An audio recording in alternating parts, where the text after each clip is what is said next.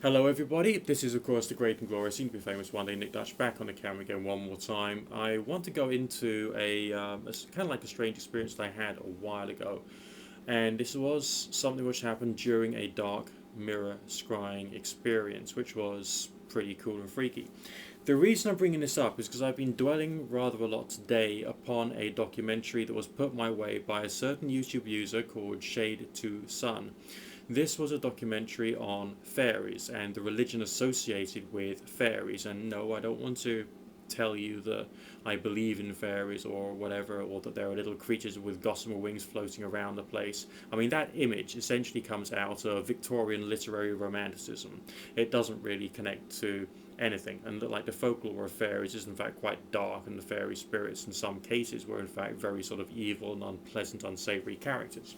But that's another issue, because what that particular documentary did was it connected to this rather strange dark mirror scrying experiment that I did. Now, with dark mirror scrying, it's obviously very difficult for me to video a dark mirror scrying because it would be very boring for you to watch, basically.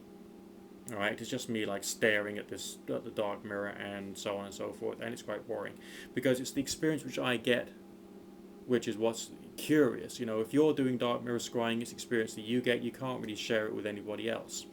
You use the reflection of your own face in the dark mirror to morph using your persistence of vision and your meditatory state into something which appears to be of the energy of the thing that you're basically meditating upon. And I was meditating on a certain bit of woodland that I'd been to a while ago. I mean, this was like years and years and years ago when I was actually more face to face involved with the pagan community. We did this thing one time whereby we all went out. It was just a couple of hours in the pub, then going straight out into the woods. And we went into this place and we went into meditation and walked around randomly. And this guy says to me, "Look, go down there, okay? Just go down that place. That is interesting." And this was like a indentation in the woods. It was like just a dip, a pit, basically. And this was like autumn time, approaching Halloween, and it was all rather scary and spooky and a little chilly. There was a bit of a mist in the air. There was a smell of damp leaves and all the rest of that kind of stuff you get in the autumn, you know, in the fall of the year type season. And in this indentation, there was like lots of knotted, gnarly roots of trees, and it just felt, ooh, just slightly different. You know, that little environment in its own right had a certain feeling to it. And there was me in a sort of meditatory state. It was dead of night, it was dark.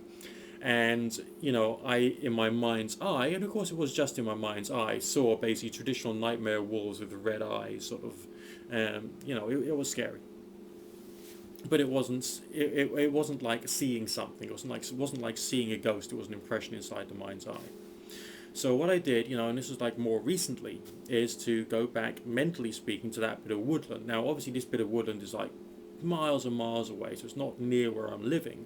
But in my mind's eye, I went back to that like place, that location, that season, and tried to conjure it all up. And then I did a dark mirror scrying. And initially, what I thought I was doing was like not quite connecting with it properly. I thought, you know, this is weird because I was seeing this thing, and like, initially I thought, oh my god, that's tentacles I'm seeing, but it wasn't, because I carried on like breaking on through the anxiety of seeing my own face in the mirror being distorted into a different spiritual shape. And I realized that this was actually the roots of trees I was seeing. And this was very similar to one of the images drawn by one of the, you know, in inverted commas, psychic artists or fairy artists in that documentary that was put my way by Shade to Sun. Because it was a face with, you know, a beard of roots and with hair of twigs.